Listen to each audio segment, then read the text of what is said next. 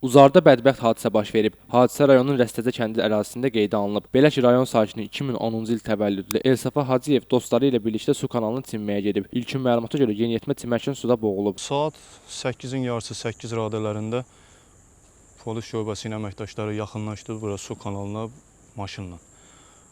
Mən də burada yaxınlıqda oluram.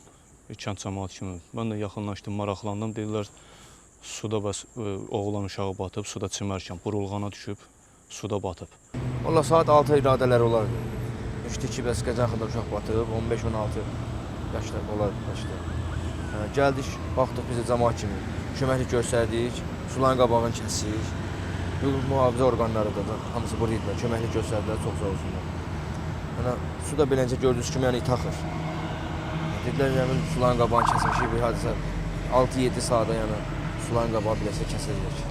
Amma beləcə kajların qabağına qazat qoyuldu da, ağac qoyuldu ki, bir dənə daha ehtimal ola bilər, daha gələ bilər. Hadisə yerinə hüquq mühafizə orqanlarının əməkdaşları, kənd sakinləri cəlb olunub. Hazırda yeniyetmənin axtarışları davam etdirilir. Faktla bağlı araşdırma aparılır. Aqil Əsədov, Yusif Əliyev, Bugün informasiya proqramı üçün.